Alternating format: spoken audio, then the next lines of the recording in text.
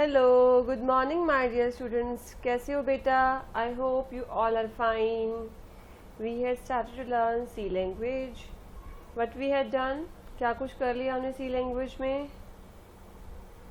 कैसे डिस्प्ले करते हैं वैल्यूज़ को स्क्रीन के ऊपर थ्रू प्रिंटफ फंक्शन। हमने इसका सिंटेक्स भी पढ़ लिया है कि कैसे हम डिस्प्ले करवाते हैं उसको इंटीजर को परसेंटेज डी के साथ।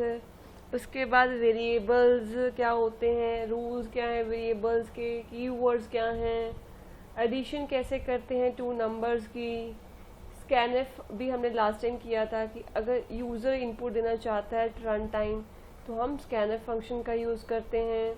आज हम जो करने वाले हैं वो है अरिथमेटिक ऑपरेटर्स। कौन कौन से होते हैं? चार तो आपको पता ही है, addition, subtraction, multiplication, division sorry. और अब फिफ्थ वन जो है एक मॉडुलस ऑपरेटर है। तो मॉडुलस ऑपरेटर का जो सिंबल है वो इस तरह से परसेंटेज वाला ही सिंबल है। तो ये क्या करता है, ये रिमाइंडर कैलकुलेट करता है। जैसे सपोज आप 8 डिवाइड बाय 5 करोगे तो क्या आएगा रिमाइंडर इसका, बताओ रिमाइंडर क्या आएगा? 3 आएगा ना। तो ये मॉडुलस ऑपरेटर जो है वो रिमाइंडर का रिजल्ट देता है। ठीक है जी। इसी सब्ट्रैक्शन, मल्टीप्लिकेशन, डिवीज़न तो आपको पता ही है कि हम कैसे करते हैं। तो आज हम एक प्रोग्राम बनाते हैं सी लैंग्वेज में और इन सभी का यूज़ करते हैं। और लास्ट टाइम का भी थोड़ा सा ओवरव्यू हो जाएगा जो हमने एडिशन और सब्ट्रैक्शन का किया था। ये वैसे मैंने आपको असाइनमेंट दी थी, मल्टीप्लिकेशन और डिवीज़न कैसे कैलकुलेट करते हैं। आई होप कि आपने इसका ट्राई किया होगा। अगर ट्राई किया होगा तो कुछ डाउट है तो आपने पूछा, अगर चलो रह भी गया है आपका तो आज हम इसका ओवरव्यू लेंगे और देखेंगे कैसे इसको एग्जीक्यूट करना है। क्या करेंगे सबसे पहले, आपको पता ही है कोई भी ब्राउज़र की हेल्प से हम क्या खोलते हैं, ऑनलाइन जीडीबी कंपाइलर या सीधा आप डायरेक्ट onlinegdb.com इस फर्स्ट लिंक पे क्लिक करोगे onlinegdb.com तो ये IDE आपके पास आ जाएगा। तो मैं इस सभी को डिलीट कर देती हूँ यहाँ से। लैंग्वेज जो सिलेक्ट करती हूँ वो सी लैंग्वेज को मैंने सेलेक्ट कर लिया। ठीक है जी। कैसे बनाते थे, अब ये प्रोग्राम बनाना तो आपको आ ही गया है। सी लैंग्वेज में कैसे बनाते थे, सबसे पहले क्या लिखते थे, प्री प्रोसेसर डायरेक्टिव। कैसे लिखते थे उसको, स्मॉल लेटर में लिखते हैं सब कुछ हम, ऐसा तो कुछ भी नहीं है कि हम कैपिटल लेटर में लिखते हैं। यहाँ पे सिर्फ वेरिएबल नेम है वो कर सकते हैं जो हम कैपिटल में। और आपको पता है केस सेंसिटिव लैंग्वेज है, अपर केस लेटर और लोअर केस जो लेटर्स हैं वो डिफरेंटली ट्रीट होते हैं। चलो स्टार्ट करते हैं। कैसे करते हैं, हैश इंक्लूड, ये क्या प्री प्रोसेसर डायरेक्टिव। उसके बाद क्या एंगुलर ब्रैकेट स्टार्ट करते हैं। देन हम क्या करते हैं, हेडर फाइल का नेम देते हैं stdio.h। ये हेडर फाइल है। कौन सी हेडर फाइल है, standard input output header file.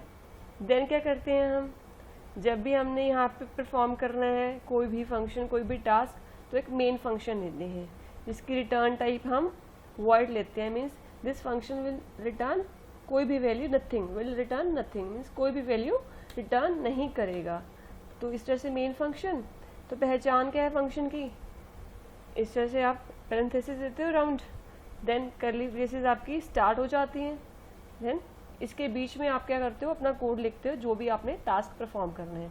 तो आज मैं क्या करने वाली हूँ, अरिथमेटिक ऑपरेशन। तो मैं अपना हेडिंग लिख लेती हूँ। तो उसके लिए क्या करूँगी, कमेंट ले लूँ। कमेंट के लिए क्या है, अरिथमेटिक ऑपरेशन, अरिथमेटिक ऑपरेशंस, ये मेरा कमेंट है। ठीक है जी। अब यहाँ पे क्या है, अब एडिशन आपने किया था लास्ट टाइम, वो अब बहुत ईजिली कर लोगे। कैसे किया था हमने, सबसे पहले क्या करते थे हम, कोई भी वेरिएबल को अगर यूज़ करना है तो उसको डिक्लेयर करते हैं। डिक्लेयर कैसे करते थे, पहले उसकी डेटा टाइप देते थे कि उस वेरिएबल में किस टाइप की वैल्यू को स्टोर किया जाएगा। जैसे ए क्या है, वेरिएबल नेम है, और इसमें कौन सी वैल्यू को स्टोर कर सकते हैं, इंटीजर टाइप की वैल्यू को स्टोर कर सकते हैं। तो ए के साथ हमने कोई दूसरा वेरिएबल जैसे बी लिया। दो वेरिएबल का हमने इसलिए लिए कि दो वैल्यूज हम एंटर करवाएंगे ए और बी में। थर्ड हम ले लेते हैं सम। सम क्या है, ये भी एक वेरिएबल है। वेरिएबल के रूल्स आपको याद है ना कि कैसे स्टार्ट करते थे हम। तो सम क्या है, एक लीगल वेरिएबल है।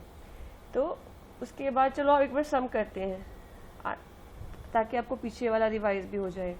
फिर क्या करते थे हम, एंटर करवाते थे वैल्यू। कैसे करवाते थे, दो फंक्शंस यूज़ किए हमने, प्रिंटफ और स्कैनफ।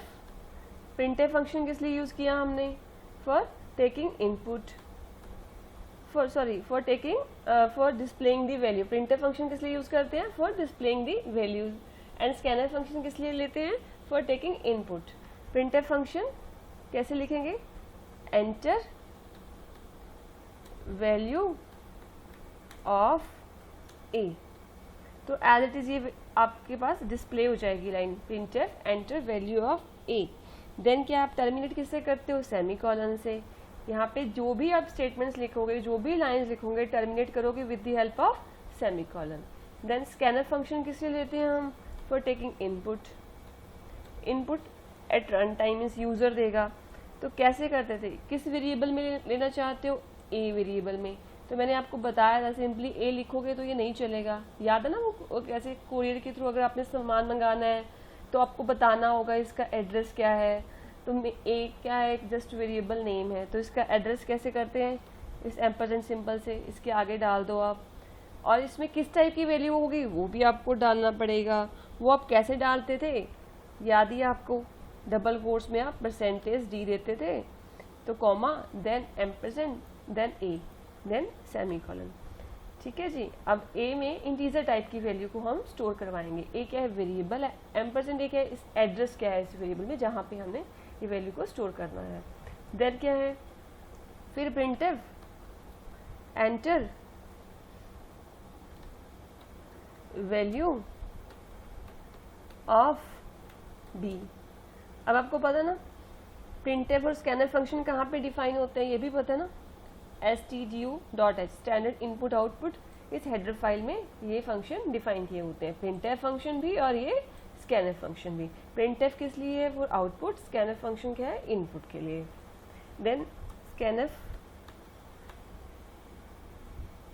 कैसे करेंगे इसको, वही same percentage D then comma then and.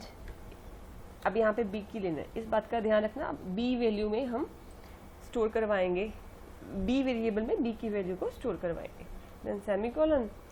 Then क्या करते हैं, सम ले लेते हैं। अब सी मत लेना क्योंकि हमने जो वेरिएबल डिक्लेयर किया है उसी को हमने यूज़ करना है। सम लिया है यहाँ पे, सम वेरिएबल नेम है, क्या करवा रहे हैं, ए प्लस बी करवा रहे हैं। Then semicolon. देन हम प्रिंटफ करवाएंगे वैल्यू किसकी, सम की। प्रिंटफ कैसे करवाते थे, एडिशन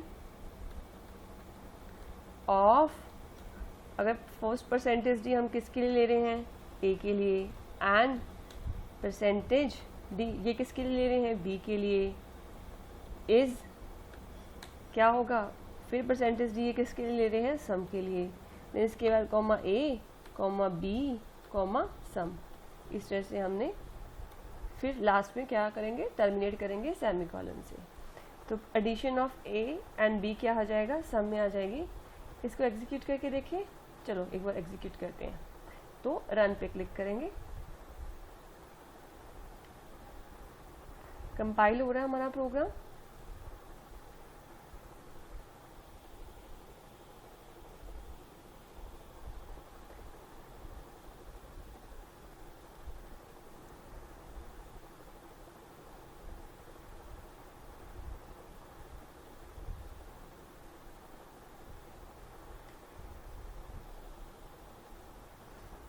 काफ़ी स्लो चल रहा है। यस, एंटर वैल्यू ऑफ ए, तो ए की वैल्यू मुझे 23 मैंने एंटर करवाई, ठीक है जी। Then press enter.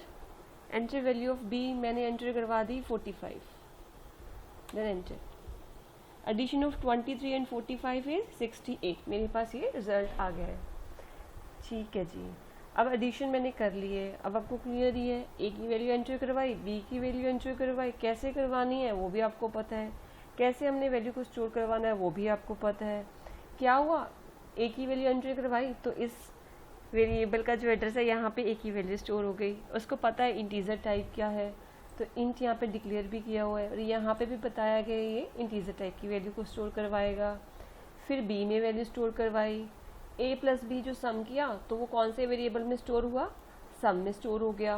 तो हमने क्या किया, इस a कहाँ पे ये हो जाएगा परसेंटेज d, किससे यहाँ पे रिप्लेस हो जाएगा, इस a की वैल्यू से। तो यहाँ पे 23 आ गया, b की वैल्यू में 45 स्टोर करवाया था, तो ये परसेंटेज d वो b की वैल्यू से रिप्लेस हो गया। ये परसेंटेज d किससे रिप्लेस हो जाएगा, तो जो थर्ड वेरिएबल होगा जो सम है हमारा। तो सम में क्या है, इन दोनों का एडिशन करके हमने जो वैल्यू को स्टोर किया, तो इस तरह से हम इसको डिस्प्ले करवाते हैं। सब्ट्रैक्शन भी आपको पता है कैसे करते थे, अगर a और b का ही करना है, S U B is equal to a minus B. आप अलग वेरिएबल भी ले सकते हो, जैसे डी ई ले लिया आपने, then subtraction is equal to D minus E कर दिया।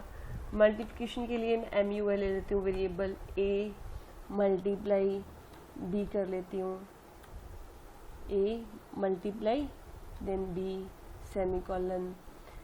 डिवीज़न के लिए ले लेती हूँ D I V is equal to a divide by b semicolon. Modulo के लिए ले लेती हूँ मैं डिव, जो है देखो डिवीज़न यूज़ होता है एज ए कीवर्ड डिव, तो आप पूरा भी ले लो, डिवीज़न ले लिया मैंने।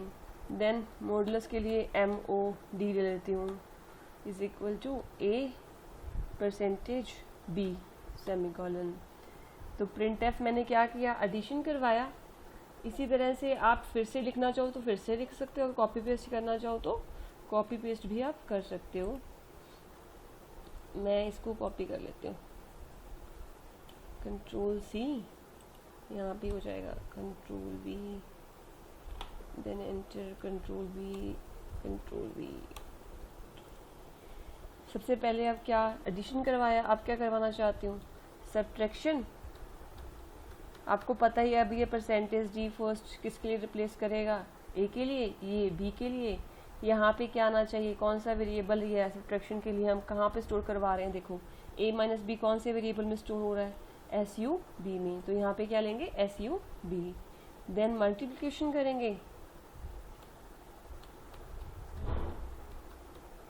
मल्टीप्लिकेशन हम किस में स्टोर करवाएंगे, एम यू एल वेरिएबल में करवा रहे हैं ना, तो यहाँ पे क्या लेंगे हम, एम यू एल।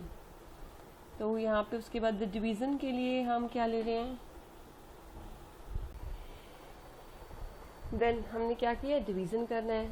डिवीज़न के लिए हम क्या कर रहे हैं, division of a and b is percentage D, ये किससे रिप्लेस हो जाएगा, क्या लिया वेरिएबल में, जो वेरिएबल का नेम लिया आपने एज इट इज़ ही करना है। यहाँ पे चाहे कंट्रोल सी करके मैं एक बार कंट्रोल भी कर रही हूँ, ताकि एज इट इज़ ही वहाँ पे पेस्ट हो जाए। ठीक है जी, डिवीज़न के लिए डिवीज़न पूरा ही मैंने ले लिया वेरिएबल नेम। देन मॉडुलस करना है। मॉडुलस कैसे करते हो आप,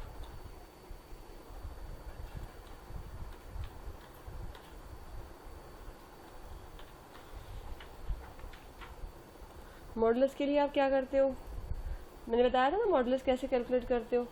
जैसे हम करते हैं तो रिमाइंडर फाइंड आउट होता है, a डिवाइड बाई 5 किया तो रिमाइंडर क्या हुआ, 3 आया। तो इसी तरह से आपने क्या करना है, यहाँ पे मॉडुलस को कैलकुलेट करवाना है। तो मॉडुलस के लिए मैंने वेरिएबल क्या लिया, एम ओ डी लिया, एम ओ डी। ठीक है जी, अब देखो करके देखिए होगा, एक बार करके रन करते हैं। देखो क्या अनडिक्लेयर बता रहा है, सब्ट्रैक्शन। आपने ना यहाँ पे वार्निंग या एरर्स देखनी है, तब आपको क्लियर हो जाता है कि कहाँ पे आपका डिवीजन अनडिक्लेयर, अनडिक्लेयर, एम्यूअल अनडिक्लेयर। क्योंकि इन वेरिएबल्स को मैंने क्या किया, डिक्लेयर ही नहीं किया। ए बी सम तो मैंने बता दिया कि ये इंटीजर टाइप का है, लेकिन जो हमारा मल्टीप्लिकेशन डिवीजन है इनको नहीं बताया। तो इसके लिए क्या करूँगी, सम के बाद क्या बताऊँगी, सब्ट्रैक्शन के लिए S U B variable, multiplication के लिए M U L variable, division के लिए क्या है, इस तरह से ये डिवीज़न के लिए वेरिएबल, देन मॉड के लिए एम ओ डी वेरिएबल। ठीक है जी, तो अब रन करके देखें।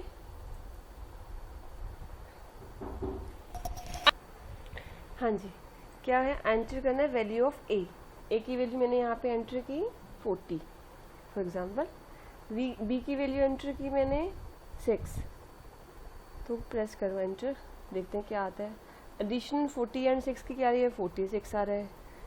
ये देखो एक ही लाइन में आ रहा है। चलो आपको पता ही है अब न्यू लाइन कैसे करते हैं, हम कैसे करते हैं मैंने बताया भी था। ये देखो /n, तो अगर हम इसको डबल कोट्स में लिखेंगे ना, तो इससे क्या हो जाती है, हमारी न्यू लाइन आ जाती है। तो इसके बाद चाहती हूँ ना मैं एडिशन स्लैश एन, चाहे आगे लिख दो आप चाहे पीछे लिख दो, स्लैश एन, देन यहाँ पे मैं डाल देती हूँ slash N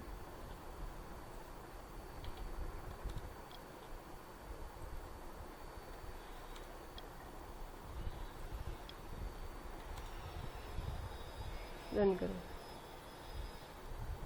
value of A 23, value of B 2 ले लेते हैं। चलो यहाँ पे क्या आया, एडिशन क्या आ रहा है 23 एंड 2 की 25 ओके है, सब्ट्रैक्शन 23 में से 2 गया 21 ओके है, मल्टीप्लिकेशन 23 की 2 के साथ की तो 46 आया ओके है।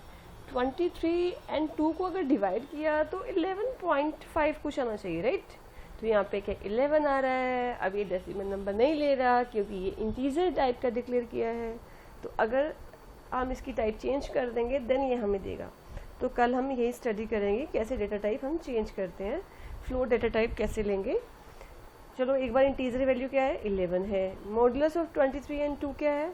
अब 2 को अगर 23 से डिवाइड करेंगे तो क्या आएगा, रिमाइंडर 1 आएगा, ठीक है जी। तो इस तरह से हम क्या करते हैं, फाइंड आउट करते हैं, सम कैसे करते हैं, सब्ट्रैक्शन कैसे करते हैं, मल्टीप्लिकेशन कैसे करते हैं, डिवीजन कैसे करते हैं, मॉडल ऑपरेटर कैसे फाइंड आउट करते हैं, ये आज हमने सीखा। आप इस तरह से भी ले सकते हैं, जैसे सपोज ए एंड बी आप चाहते हो सब्ट्रैक्शन के लिए डिफरेंट ए एंड बी हो, तो आप इस तरह से भी कर सकते हो। आप इन वैल्यूज़ को जैसे सभी के लिए अलग लेना चाहते हो, मैंने इसके लिए डी लेना चाहती हूँ, यहाँ पे ई लेना चाहती हूँ, मीन्स अलग वैल्यूज़ के लिए लेना चाहते हो, तो यहाँ पे मैंने डिक्लेयर भी करना है इसको डी कॉमा ई। अगर सपोज सब्ट्रैक्शन जो है सिर्फ मैं डी माइनस ई करना चाहती हूँ, ठीक है जी। तो इसको रन करके देखें, सब्ट्रैक्शन के लिए मैंने किया है सिर्फ, एक बार आपको क्लियर हो जाएगा। एंटर वैल्यू ऑफ ए की वैल्यू 20, डी की वैल्यू मैंने एंटर करवाई सपोज 3, देखो एंटर वैल्यू ऑफ डी मैंने किया 34, enter value of E enter की 5, देखो अब यहाँ पे देखो एडिशन 34 एंड 5 का 39 हो गया, सब्ट्रैक्शन 34 एंड 5।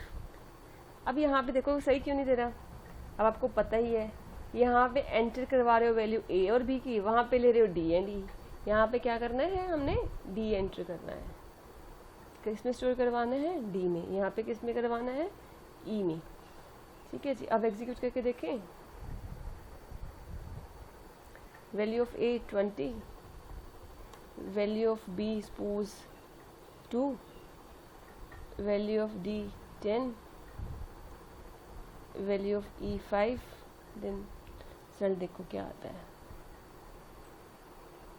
एडिशन 20 एंड 2 का 22, सब्ट्रैक्शन 20 एंड 2 की 5 बता रहा है। अब यहाँ पे भी देखो क्या किया मैंने, सब्ट्रैक्शन में क्या किया, यहाँ पे ए एंड बी ले रही हूँ, अगर यहाँ पे क्या लूँ मैं डी और यहाँ पे क्या लूँ मैं ई, ठीक है जी, ओके है। 20 और 2 यहाँ पे मल्टीप्लिकेशन 40 ओके है, डिवीज़न 20 एंड 2 की क्या है 10 ओके है, मॉडुलो क्या है 0, ये भी ओके है।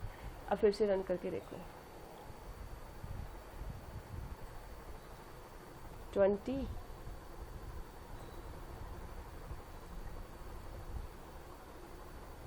वेट स्लो है थोड़ा सा, 20 यहाँ पे वैल्यू ऑफ बी मैंने ली 2, सी मैंने ली 10,